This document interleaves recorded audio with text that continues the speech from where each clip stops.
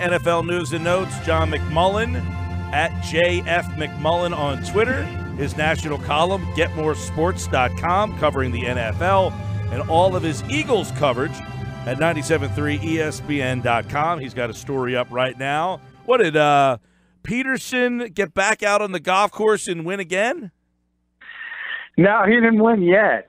It's that celebrity tournament out in Lake Tahoe, so he's going to be in that. Sean Payton's going to be in that, and they bet again. So I'm starting to worry that maybe both of them have a little gambling problem. But whoever beats the other in the tournament this weekend is going to donate some money to autism, which is obviously a very big thing for the Eagles organization. Jeffrey Lurie, the Saints also have their own charity for that. So the winner this time is going to donate money. But I'm sure there's maybe some adult beverages, maybe some side bets as well. A couple of side actions there. Did they have those at the Atlantic City? Can you bet on that? Doug's 100-1. Now, see, Doug beat Sean Payton at the NFL meetings in a round of golf, and that's why the Eagles get to wear their home jerseys when they visit New Orleans this season. But Sean's evidently the better golfer because he's 50-1. And Doug is 100-1. Who's taking odds on this? Everybody. Wow. It's every year. It's a big thing. It's the Tahoe Celebrity Golf Tournament. It happens every year, and it's kind of a big deal. Doug plays in it every year. John is writing his Eagles training camp previews right now on our website, 973ESPN.com. Today he's looking at the defensive line. All the offenses in the books. Check them out right now at 973ESPN.com. The LeSean McCoy stuff, I find it interesting. The Buffalo News is writing that Chris Ivory would be the first option if LeSean McCoy is unavailable. It's almost as if they're already finding guys to fill in this spot with these serious allegations against McCoy. But has anything new come out in the last 24 hours? Well, he's hired a high-profile lawyer, same guy who defended Ray Lewis back in the day. So obviously these are very serious charges. Anytime someone alleges what they've alleged LeSean McCoy has potentially done, you have to get a lawyer. So I wouldn't necessarily. A lot of people say, if you're innocent, why hide behind a lawyer? But you have to do that, especially when you're a high-profile athlete. And we sort of have from the Milton, Georgia Police Department, and sort of the text of what went down the night of the home invasion. It's pretty clear that the woman immediately suspected LeSean McCoy. So it doesn't look good. And if you're the Buffalo Bills, you have to sort of go forward and think about plan Bs because there's a very good chance, even if LeSean McCoy is innocent, there's a very good chance this investigation is going to go on for at least a little while, and he could be placed on the commissioner's exempt list like Adrian Peterson was at one time and Greg Hardy. So they have to look at other options because he might not be there. Yeah, that commissioner exempt list was exactly what I was going to ask you about, John, because the NFL, the trend is that they're going to do whatever it thinks it needs to do, and that PR considerations are probably going to be a large influence there too, right? Yeah, no question. I mean, if you look at some of these prior cases, and if there's visual evidence, it seems to be worse. And from the way the public takes it, that's just if you go back to Ray Rice in Atlantic City, that was the first one, and then you think about there was pictures in the Adrian Peterson case, and there was pictures of the victim in the Greg Hardy case, pictures with Ezekiel Elliott and the accusations there. So anytime there's a visual component, and obviously that Instagram photo, if people didn't see it, it's pretty harsh of the woman, and she was pistol whipped, Shady's ex-girlfriend. Anytime that happens it's been pretty evident that the NFL is very, very wary of the public relations concern. John McMullen, 97.3 ESPN.com. Follow him on Twitter at JFMcMullen. We are counting down 2 teams every day that are chasing the Eagles for the Super Bowl. Today's 2 teams, one from the AFC North and one from the NFC North. It's the Cincinnati Bengals starting things off today. And this is a team that, they brought their coach back again. Marvin Lewis is back for another season. They were 7-9 last year. They're still a team that it looks like is not a playoff team again, and it appears that they're not so willing to kind of move on from the Marvin Lewis era. No, and there's kind of 2 ways you can look at it. I always say continuity is very important in this league, and it's a lot better than the alternative. That's the perfect division to highlight that, because you have probably the team that is the most, sort of known for continuity and only having 3 coaches since Chuck Noll. That's the Pittsburgh Steelers versus the Cleveland Browns, who seemingly have a new coach every 2 years or so. And, which organization would you rather be? But at the same time, you say, and I think a perfect example is here in Philadelphia, the Eagles had a very good coach for a very long time in Andy Reid, but everybody's got a shelf life. And I think that's the deal with Marvin Lewis and the Bengals. He was a good coach for a long time, never got over the hurdle in the playoffs, and now I think the shelf life is expired. But Mike Brown, for whatever reason, doesn't want to move on. They also don't want to move on from Andy Dalton. Good move, smart move, or is Andy Dalton a solid starting quarterback in this league that you can build around? Well, I think he's one of those quarterbacks that you have to have everything else clicking on all cylinders around him. I don't think he's a difference maker, and he's going to make up for deficiencies in other areas, and I think that's part of the problem. From the Bengals, at their height, they've lost a lot of talent, and he's coming off probably the worst season of his career. So from the Bengals' perspective, you have to hope you can get back to maybe the 2015 Andy Dalton or the 2016 Andy Dalton, where he was an above-average quarterback, and I think that's the ceiling with him. John McMullen with us. We're talking about the Bengals as we preview teams chasing the Eagles. Well, the narrative is, John, that Andy Dalton gets a new offensive coordinator and a new offensive line, but is that offensive line a better offensive line, in your opinion? Well, it can't be much worse. But no, I mean, it doesn't look great. I think the hope is Billy Price, who's their first-round pick, can immediately step in and improve the interior. And then they brought in Cordy Glenn, an ex-Bills tackle. So that'll help, but he's not great by any stretch of the imagination. And they've lost a lot of talent. Kevin Zeitler is now with the Browns, was a heck of a guard for a long time, and obviously Andrew Whitworth, who's now with the Rams. I mean, those are the type of players they lost. And some of their draft picks, Jake Fisher, just haven't worked out. And it's difficult when you lose guys like Whitworth and Zeitler and you can't replace them. Yeah, Jake Fisher with that heart issue, too. I mean, he's not even a lock to start for sure. They have question marks definitely at right tackle and right guard.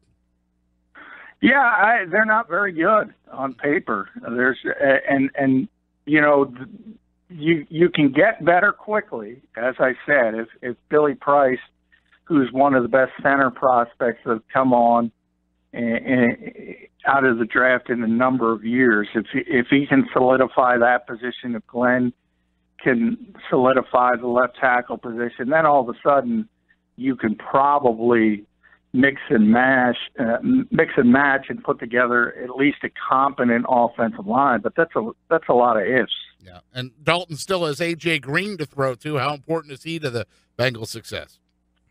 Well, yeah, I mean, he's a great receiver, top 5 receiver in this league, has been for a really, really long time. It's what everybody looks for. He's so lengthy. It's 6'4", got the huge catching radius, can high point the football, good route runner, everything you want in a receiver. That's A.J. Green. If you look at, if you were going to rate their talent from top to bottom, he would be, if not their best player, number 2 behind Geno Atkins. He's an all-pro level player. John, they got a couple interesting guys last year. Mixon was a guy who was very controversial. Ross was a speedster, had the knee problems there. Eifert's had a lot of injury problems. They do have some intriguing weapons, at least on the offensive side of the ball. They re-signed Eifert. Yeah, I mean, if you think about, the talent all of a sudden, if you could get Tyler Eifert on the field and healthy and playing 16 games at tight end, and you mentioned John Ross with his speed, never going to see a double team with A.J. Green out there. All of a sudden, you could say, well, that's pretty good. But, I mean, Eifert, he's missed over 20 games over the past 2 seasons, some ridiculous amount. He's a Zach Ertz type before all the injuries started, but even more athletic. I mean, if anything, he was better. That's how good he was, especially in the red zone. 6'6" tight end. And then to have the compliment to A.J. Green, all of a sudden that would look pretty good. And then you have Tyler Boyd, who's not a bad receiver. So, yeah, they have some talent, but the bottom line is you can't count on Eifert and Ross to be healthy, and that's obviously an issue. John, we're looking at the teams chasing the Eagles. We're looking at the Bengals right now. On the defensive side of the ball, the one thing with them that's interesting is Burfict is one of their better defensive players. He's always a problem, though. But they got some interesting names on this team. Atkins, very good. Dunlap can play. You look at the secondary here, William Jackson could be a guy that ends up breaking out. I mean, so they've got some intriguing names on the defensive side of the ball, even though they're not necessarily known for defense. Yeah, well, I think they were for a while, and then again, they lost count. When Mike Zimmer was there, they were a very good defense, and that was sort of their calling card. And they still have Geno Atkins, who's one of the best defensive tackles in football. You mentioned Burfict, though. You kind of know he's going to open the year on a suspension. I think this is his 3rd year, maybe.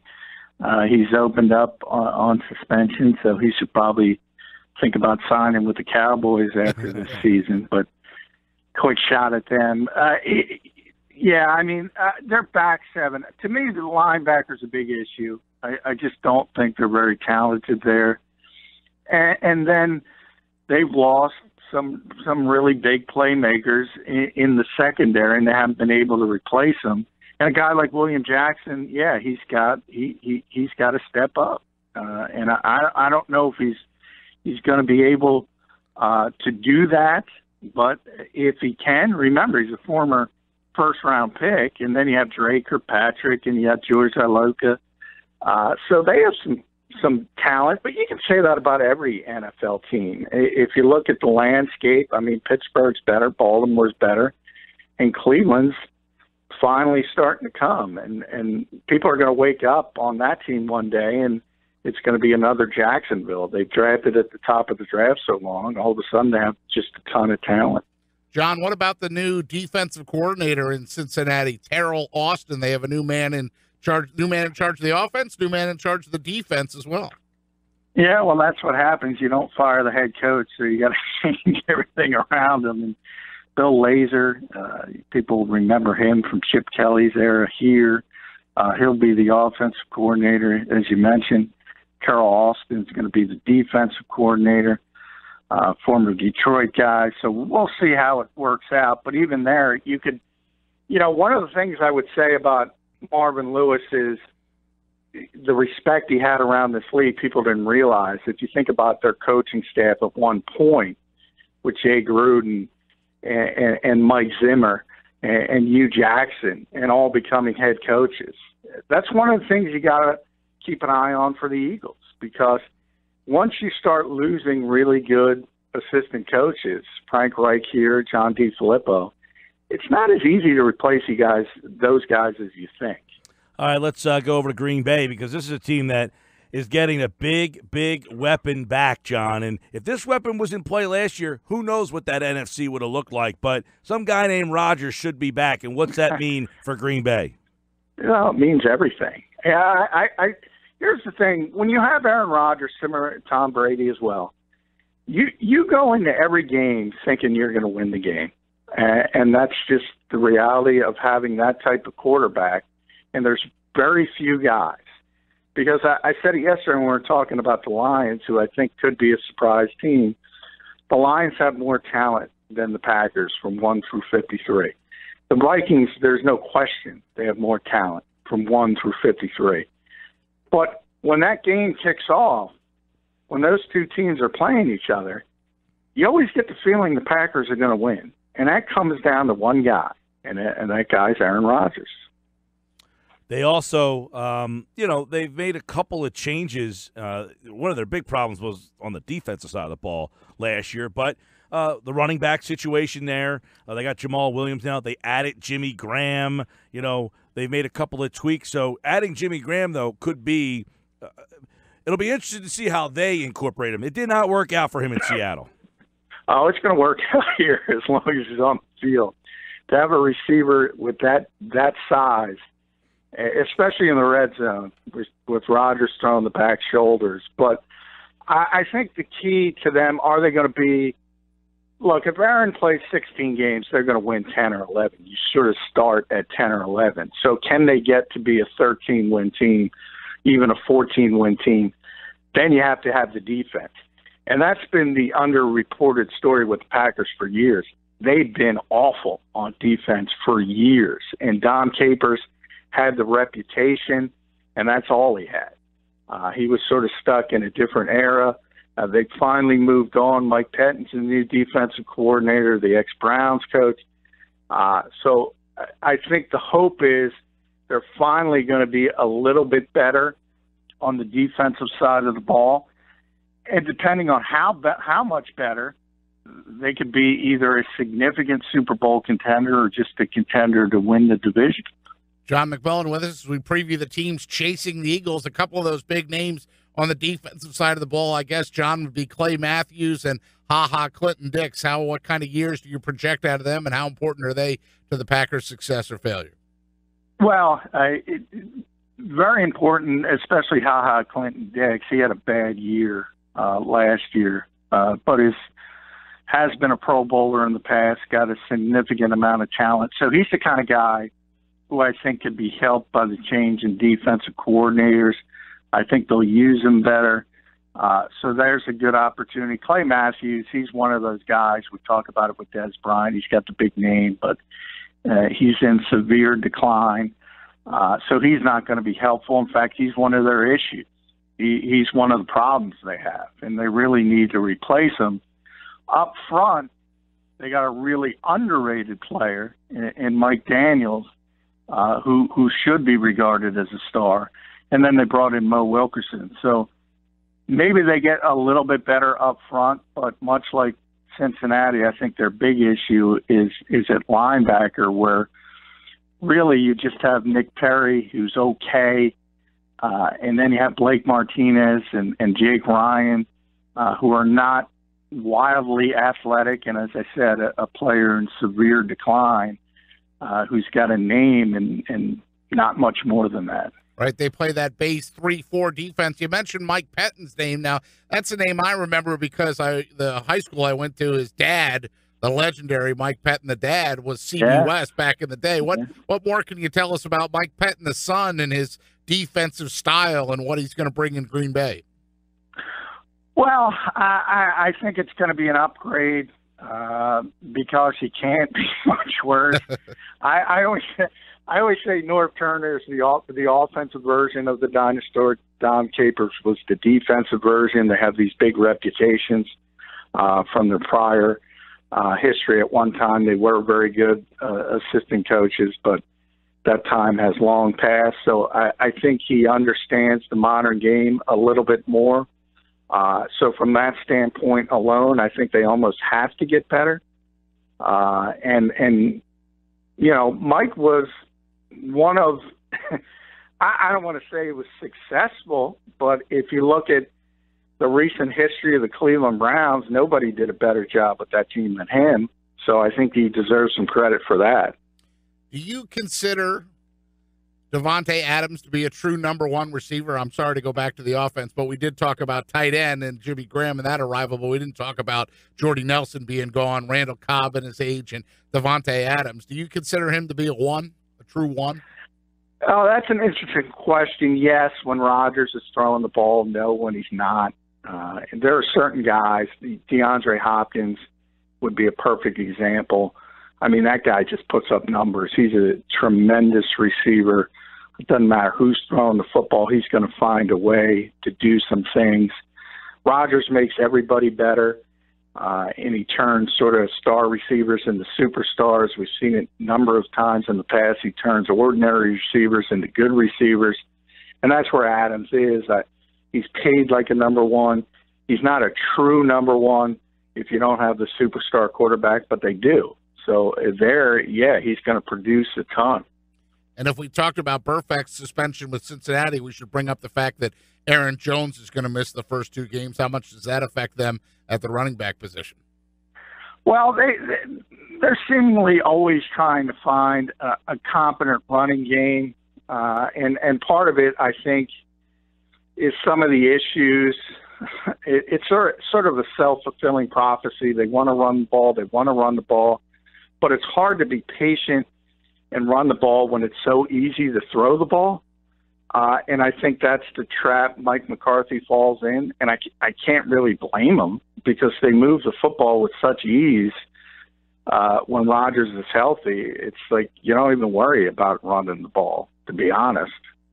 John McMullen with us, our 97.3 ESPN Eagles insider, covers the league nationally, too, for Get More Sports. Did you see this Terry McAuley stuff about where he says that the kickoff rules, the new kickoff rules, may be the biggest changes he's ever seen?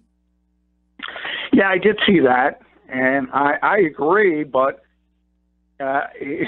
maybe it all hinges on how they call the helmet rule. So, I mean, this is something to keep an eye on. I know it's not very interesting, but there's so many drastic changes from a rule standpoint in the NFL at the exact same time.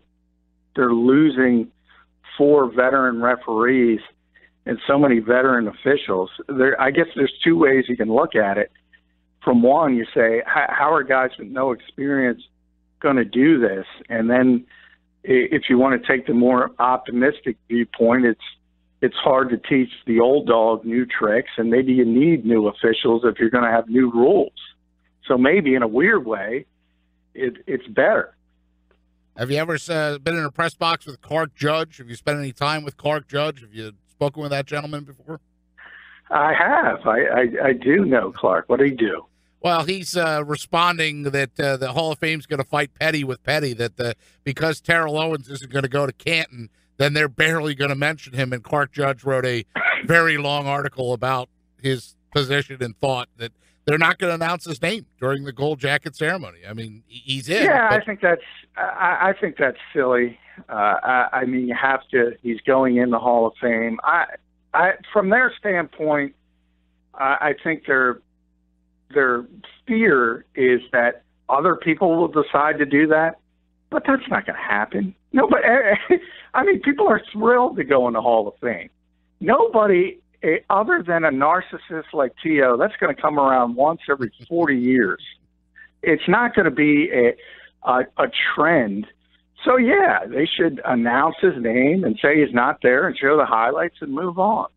Yeah, it says that he's going to get his jacket in the mail. He'll be mentioned when references are made to the entire class, but beyond that, nothing. I mean, there's not going to be a video clip or the highlights that got him to Canton, and there's not going to be any of that stuff. They're basically going to minimal TO mentions, if possible. Yeah, and like I said, they're worried about it becoming a trend, and I just think that part of it's silly. Everybody's thrilled to go in the Hall of Fame. It takes a rare breed to not want to be involved in that, where everybody is sort of applauding you and lauding you and treating you like a star again.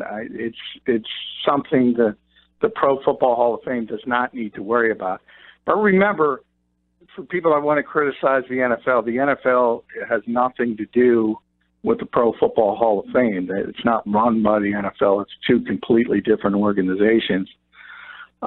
So people do need to understand that. I choose to criticize anybody. Everybody. Sports Bash Live. Yeah. Sports Bash Live, 97.3 ESPN. John McMullen, everybody. Every day at this time we talk NFL. He's at JF McMullen. And, of course, you can check out his work at 97.3ESPN.com covering the Eagles, and he covers the NFL for GetMoreSports.com. Thank you, John. All right, thanks, guys.